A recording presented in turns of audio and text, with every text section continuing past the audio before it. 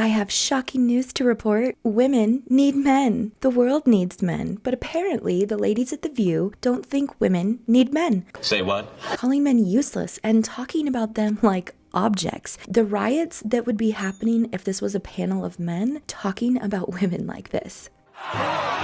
In a late March segment of The View, the panel decided to weigh in on a TikTok debate, that's the first clue that this is a ridiculous waste of airtime, on whether or not women need men. The panel decided to use the 4 minutes on this topic to bash men, including their own husbands. Only one of the women on the panel expressed her want and need of her husband, what he does for her and how he provides for her. Unfortunately, her voice was systematically shut down by Joy multiple times. Let's have a listen to what some of these women had to say. So there's this clip going viral online of a dozen women being asked the following question: do we need men?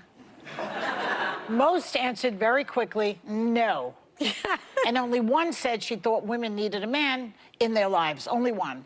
But when men were asked a similar question, do we need women, most of them said yes. So men can admit they need women. Why are women, or I mean these particular women, acting like they don't need men? Curious to hear your thoughts on this. And if you're liking this content so far, hit that like button and also subscribe to the channel. Let's continue. So why do you think that is? Because men are useless. I mean, and by the way, I want to differentiate between straight men and gay men, because I think I would die without gay men. Nobody can gossip like gay men. Nobody can help you accessorize like gay men. Nobody can help you keep you from doing harm to yourself like gay men. First off, Anna, as some have said in the comments, gay men are not for you. They do not exist for the points you just said, like gossiping, accessorizing, and helping you to not do harm to yourself. I'm not sure what you're trying to say here, but it sounds particularly close-minded, a bit childish, and screams high school. Stop it. Get some help.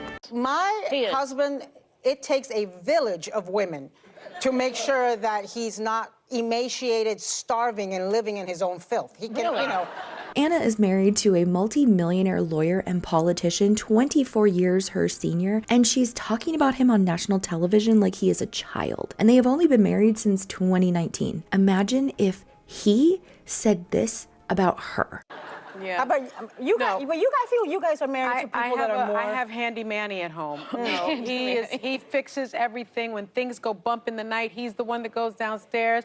When there's a bug to be exterminated, he does the extermination. Nope. When there is something to be fixed, he fixes it. He throws out the trash and he throws out the recyclables. I enjoy all the man stuff. So he does wait a second. I know what you're going to say. But wait. She's really talking about a servant, let's face it. No. It's a handyman she's talking about. No, it's a handyman. Oh, it's a handyman with benefits. We do not have... Well, but the things that you're describing, you could pay somebody to do that. We're not talking about that. Joy describing the things her husband does as being that of a servant? What a thing to say. And Joy, I think a little bit of your racism is showing. And also, not everyone can just hire someone. And there are some men that truly enjoy providing that to their household. Denigrating some of the most common things men do in the home and acting like that makes them some kind of servant or that it's not what you are talking about. Tell me you're a privileged know-it-all without telling me. Life of a man, that's what this is about. I need my man 3 to 4 times a week. How many people want to bet her husband was all, since when are we doing it 3 times a week? The rest of the time, I need a wife. Because I've always said Everyone needs a wife. No, I tease Vicky, my producer, in the morning. I was like, if you'd like to join Max and I, not in that way, but like, Vicky and I could kill it as a household runners. Like, we would be laughing, giggling, doing all the things, and Max would be so psyched I was wasting all my words somewhere else anyway. So it would be a perfect combo. And the other day, Caleb said to me, this is my youngest son, he said, Mama, I want a spare mom. And I didn't know what he meant. And he's like, he said, Genevieve has a spare mom. And I realized the parents were divorced. A nanny? No, divorced. An extra mom, like 2 moms. And so I asked him, because at first I was a little wounded. I was like, what am I not doing? You know, and he's like, no, I just think at bedtime, you always have to pay attention to the other kids too. And if we had a spare mom, Dad, and you could, you know, then you just get to focus on me. I don't even know how to unpack all that. Let me know in the comments what you think so far. I took this totally differently in how I prepped because broadly speaking, I feel like men have proven largely useless. Like I think in the political moment, the people who are Guys, don't hold saying back. what needs to be said in my party, it's all women. The very few men, with the exception of Mike Pence and a few others, are saying what they need to. But in life, like I need my husband. I don't know if I need any other men, but he is irreplaceable. Yeah, yeah, I think so. But that's what we're all saying. We like our husbands. We just don't need men beyond that. Yeah. Sweetie, I appreciate all the men in my life. My husband, my dad, my brothers-in-law, my friends' husbands and boyfriends that are providing safe homes, taking care of them when they're sick, helping them with their dreams. This is some bullshit. Wait till you're married 20 years and you'll see how replaceable The they reason are. that women Anna, you've been married for 5 years, not 20. Sorry it feels like that, I guess. I think that the reason women can stay married for as long as they do is because they have a lot of girlfriends. They have a village. They have girlfriends. Because I always have to initiate the conversations. He'll step up, but I have I to thought you were going start to say them. initiate. Oh, I don't. Joy, I can't imagine why your husband doesn't want to initiate a conversation with you. You're so balanced and understanding, giving safe space for people to talk, and you seem very welcoming of differing perspectives. I'm feeling attacked. I am snowflaking. Max, that's enough. Yeah, but we're Women not are married to gay independent. men, okay? Oh, Anna, stop telling on yourself. How is this real life? How is this on daytime television? How is this the most popular talk show? Is this common amongst women to talk like this? I have never experienced this kind of talk with other women. But women have conversations about their feelings. Men talk about It's sports, socializing, yeah. cars, all that stuff. I don't know. My husband talks about his feelings with his Maybe he's friends. gay. It's a retort like that makes men not want to share their feelings. Acting like men don't have feelings, strong emotions, and at times maybe even crying is a level of hostile delusion that explains so much about our current effed up society, all thanks to media talking heads like these women. As you can see, there's a lot to unpack here. But here's my 2 cents. Acting like women don't need men is the biggest piece of bullshit I think I have ever heard. Departing from modern society, women have always needed and relied on men for protection, security, and child rearing. Modernly, looking at our society today in our post-feminist era, not only are men struggling to find their place, but also how they are supposed to act in a society that has all but abandoned some of the most basic aspects of man. In the wake of the Industrial Revolution, so many men lost their place because they were replaced by efficient machines. And we have not done a good job at maintaining the physical aspects that so many men need when it comes to work as well as their personal life. I'm talking physical endurance training in things like sports and outdoor activities, as well as the basics. Sex. Thanks to social media, the Gen Z and Alpha iPad generations, as well as a host of so many other things, we are seeing a decline in men's testosterone, which has led to the decline in this generation of males having sex, not wanting to have sex, and not really engaging with women at all. Sadly, young men of today are finding the young women of today to have too high of expectations while not bringing much to the table themselves. And that is something that this conversation could have discussed and had more substance on. But that would mean it's an actual good faith conversation meant to educate and inform.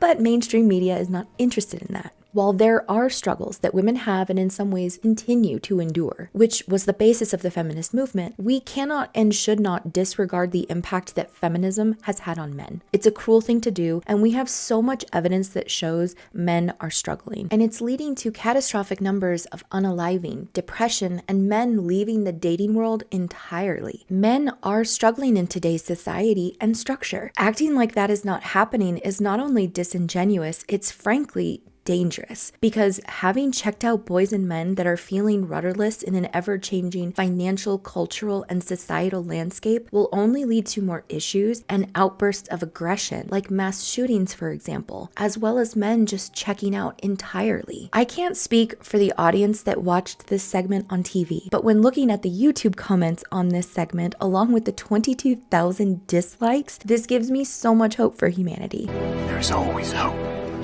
And it also shows that what people say on TV is usually a bunch of fluff and not rooted in reality. These women on this panel are complete hypocrites. They engaged in full-on locker room talk live on air in front of their male co-workers that are working behind the scenes, as well as the absolute hypocrisy that this entire this setup on television of having this kind of discussion that was created predominantly by men. And just like high-ranking positions of men in the workplace, these women engaged in the same kind of rhetoric and treatment that women have been working to change for decades. These women make women look bad. They're acting just like the good old boys of old and are proof that this form of feminism was never about bringing the sexes to equality, improving our society and culture to foster the benefits and strengths of both sexes. No, corporate and media feminism was just about turning women into men, and the women at The View are perfect examples of that. I hope that the men watching know that not all women are like this. Not all women see men as useless, and the comments under this video show that. These women are engaging in regressive and divisive rhetoric. What the point of this was,